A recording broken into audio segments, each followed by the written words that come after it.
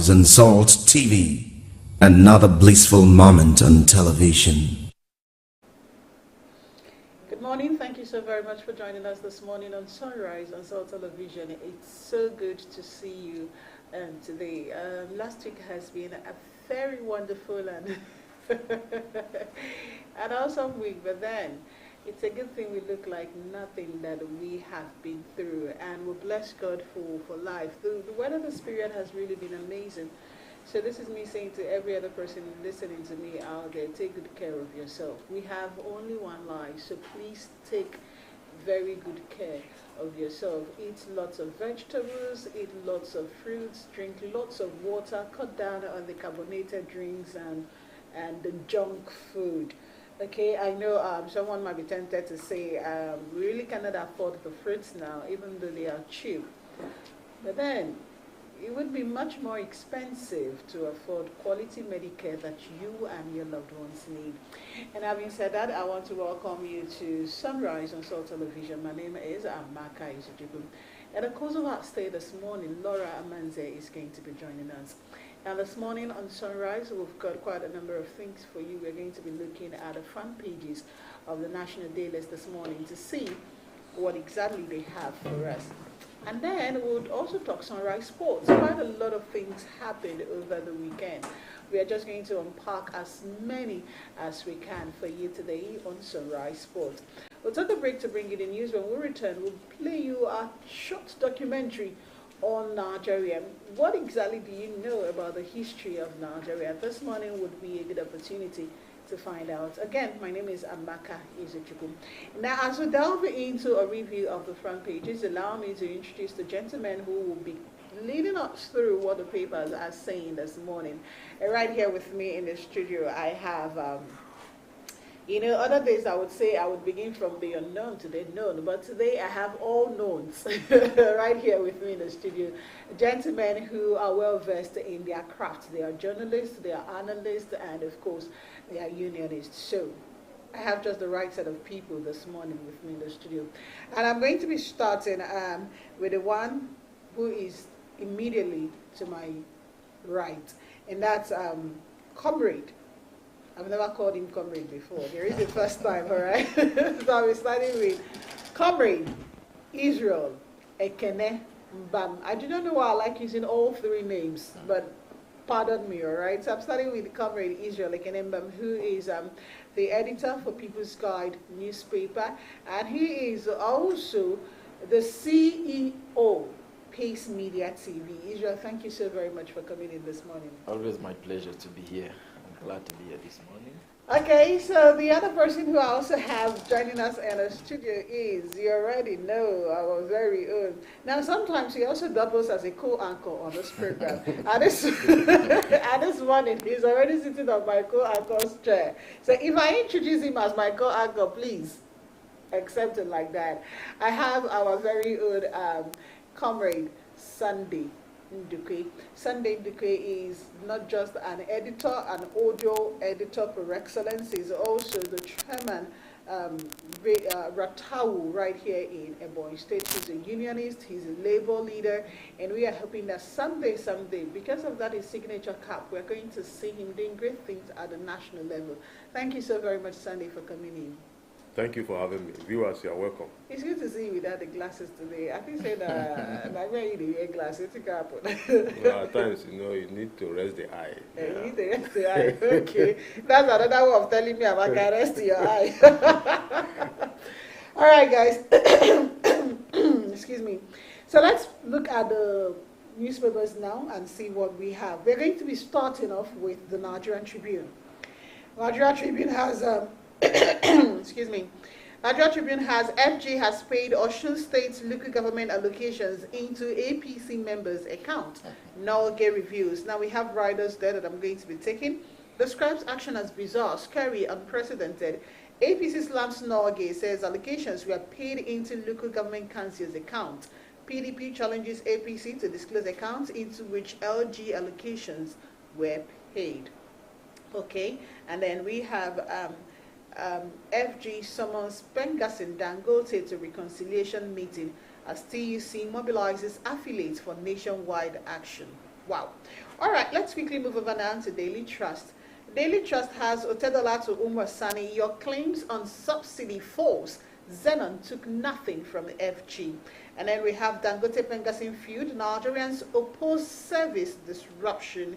Now we also have gunmen killed 12 in fresh Kwara attack. FG others counter claims of Christians' persecution in Nigeria.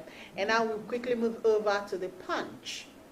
Marketers fear fuel price hike as Pengasin strike begins.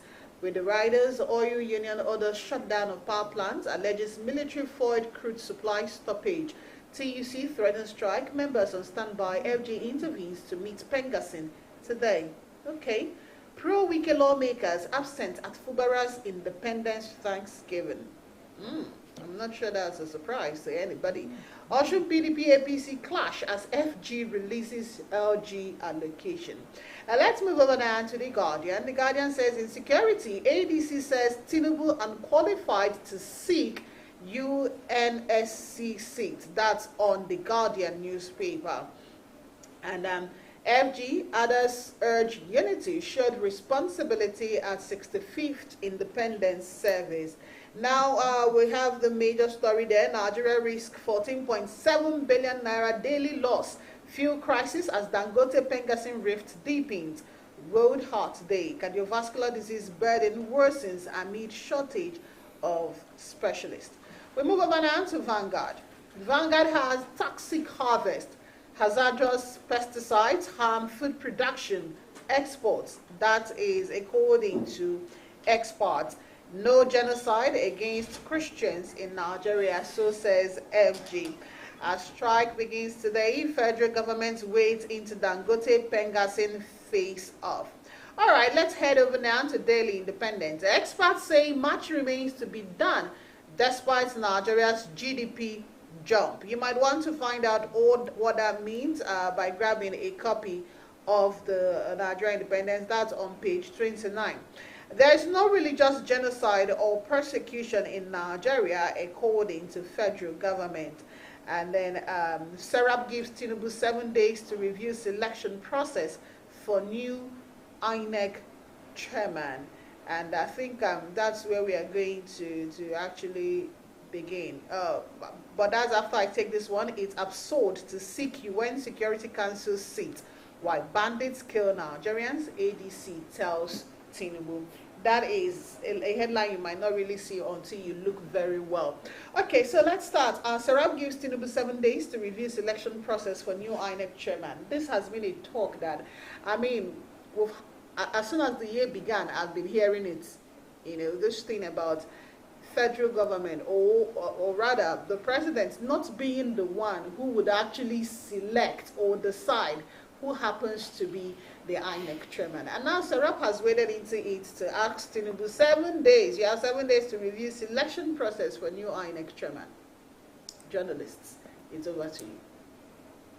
Well, thank you so much for having us here and then making me to sit on Laura's seat. Enjoy. Very soon I will sit properly. Yes, yes. But today I'm sitting as an analyst. Well, the issue of INEC chairman is something that has constitutional process, depending on how the president wants to go about it. Okay. The president will convene a meeting of the Council of State, and that meeting comprises of former presidents and state governors, security chiefs. Then he will present either a name or three, as the case may be, and then receive advice from the Council of State on those nominees or a nominee. He is not forced on who to choose, but he is bound to take whatever advice, which is not usually made public. And then it is after that meeting that the president will now forward that name, a name, to the National Assembly to confirm the person as INEC chairman. Okay. That is the process. This particular INEC chairman, as the case has been, there have been a lot of controversy due to the way he handled the previous elections. And then people were like, they are now rushing him. We should not forget that in this country, there was a time the tenure of a sitting INEC chairman expired, and somebody acted as INEC chairman, pending when the president did what I just narrated, and then the person came on board. The tenure of this particular chairman will expire in November. I don't know the particular date, in November. But just as I said, it depends on the president. He may still be making consultation on who to bring before the Council of State before the appointment. It's not on Serap to begin to,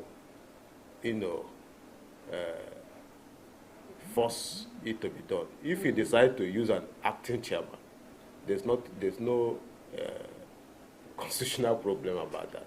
But it is proper to have a substantive INEC chairman. And last week we saw that rumor where it was bandied all over that President Tinubu has asked the current, that's Mahmoud, to proceed on a, what is that leave? What is it called? Termination leave or something. And then we came out again to hear another story that that's not true, that guy is still very much in office doing the job that he should be doing. Well, I really do not know about Sarah, but at the end of the day, Sarah might just become another, I don't want to call it labor union. When you people are always giving us ultimatum, and we don't see anything happening. Anyway, November is still a long time, and yet it's not so long. Let's see what unfolds before then. Yesterday, the federal government came out to say there is no religious genocide or persecution in Nigeria, and this is in reaction to certain reports from certain quarters, international bodies actually saying that Christians are being threatened in Nigeria. Can you wade into that, Israel? Well, I want to join the federal government to say that the insecurity in Nigeria is not actually targeted on Christians alone. Because in most of the attacks, especially the ones that happens in communities, the attackers do not single out families that are Christians or Muslims. So when such happens, and when you talk about genocide, is, from my understanding, is a mass killing of people in a particular place, and it's usually planned. Yeah, and it's usually planned. So most of the killings in Nigeria, for me, cannot for now, because when it started initially, we were taking it to be a religious movement where people are saying we want to Islamize the country, we want to ensure that a particular religion is enthroned in the country. But from recent attacks and reports, we cannot see it's actually targeting the Christians. So the call should be on our governments to do a holistic architecture, security architecture, to see that Nigeria is not known for terrorism. Okay. I think should be our major concern, because insecurity has no religious affiliation for now. So what we should be talking about is how to end it, so that our lives will be saved, our people can freely worship their God in any religion they feel like. So I want to join the federal government to say no to that the insecurity in Nigeria is beyond religious crisis or genocide. Sonny, do you share the same sentiments? Well, you see, each time there is this kind of accusation or report from an international organization, at times it is not too good for you to just rush and deny. It's very important that the federal government look inward and see, and then look, make thorough search to see whether if what they are saying, because there are some elements of little truth about that report. Because if you look at what has been happening in Kebbi State, Maiduguri, Borno State, Yobe State, you see that the Christian community in those states, there are certain factors that looks like there's as if they are being, worked on. Okay. Yes, because in Kebbi, we used to have good number of Christian community who are not on us, Fulani houses. It was like 50-50. The case is not the same now. Apart from political, using political method and administrative method, to push them behind. If you go to places like Zamfara, we had a good number of Hausa Christians, but the case is not the same now. Kaduna State, it has been an issue. It has been an issue, serious issue in Kaduna State, where we saw a series of attacks, especially during the RFI, when he was governor of Kaduna State. Yeah. We saw a series of attacks on the Christian community in Kaduna State. Then if you go to Borno State, when the terrorism started, it was as if it was only churches and places where Christians dwell that were their target. So people began to feel as if it was a kind of master plan to wipe away Christians in those locations. So it's very important that federal government look properly. I know federal government will not admit to it. You don't expect federal government to say it is true. Something like that is happening. True. But if you have been in the north for some time now, you will see that there is a systematic kind of arrangement to make sure that Christians are pushed away from that, especially those who are indigenous, are eliminated or pushed away from those places. Okay, we really do hope that we'll get to a point in the country where the federal government is not just always coming out to rebuff or react to something, but becomes more proactive to actually say, okay, so this is what is happening, this is not what is happening. We should have a system that runs based on facts and reality, and not just, hearsay and rebuttals. Okay, so let's move into this. This is a headline, that is common on all of the papers that we've looked into today. The federal government has paid Osun State's LG allocations into APC members' account. Noge reviews. I mean, it's been a whole lot. While I was going through the story this morning, what came to mind was, could this be why Adeleke has been, making moves that some people say is is like the man is planning to move to APC, and this particular case also brought to mind a question. Really, do we really have laws in this country?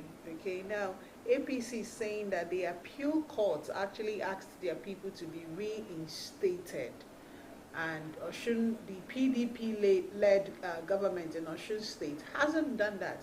And the PDP-led government is saying that the court was not expressive in saying that these guys should be brought back, and they've gone ahead to hold another election, and now they have council chairmen who are not of the APC extraction working. But I mean, the Supreme Court judgment says maintain status quo, so payment has not been made. So for Noge to come out and say that payment has been made from March 2025 to September 2025 into UBA accounts that were opened by the sacked APC chairmen and councillors, I don't understand what's happening, gentlemen. What do you have to say about this?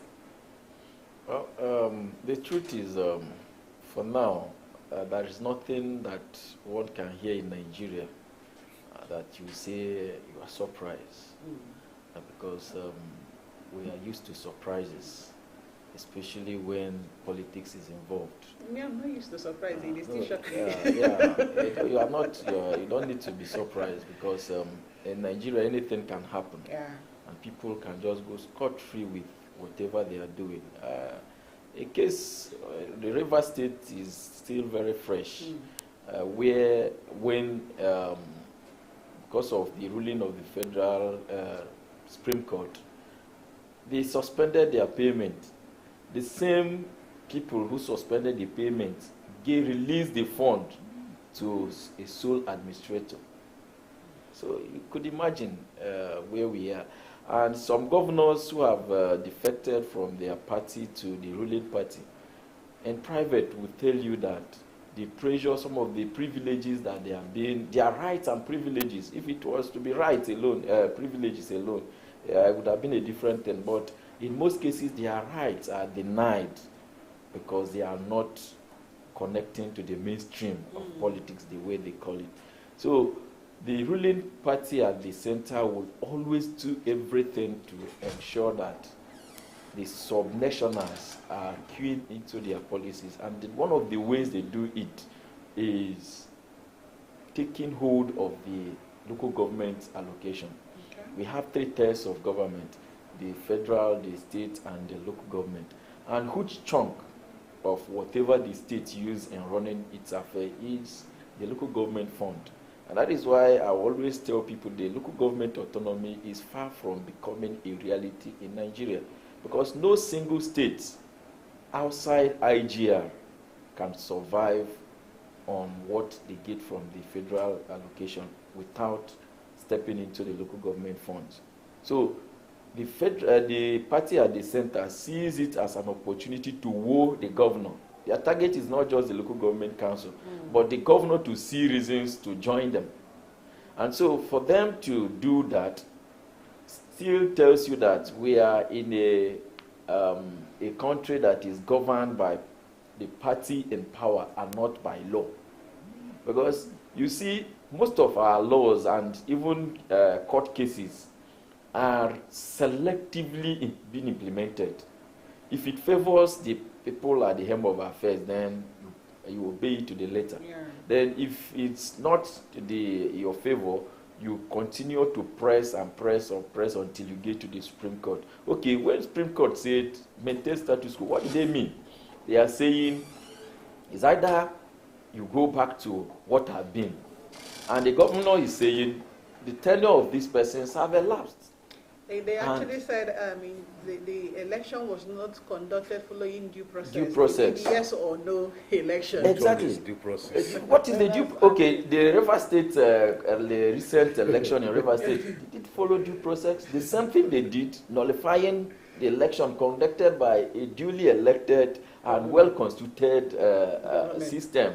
So then a sole administrator came and then did whatever they did within few days, and then you call that election. So that's the case here.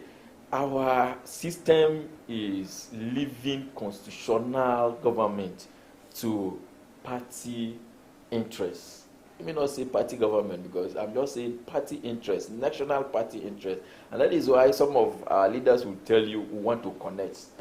We want to connect. Because you have a lot to gain in connecting. So we should reflect on the kind of society we are in. We should ask ourselves as leaders, as political parties, as the arms of government, what are we actually doing? Are we still a country that is governed by law?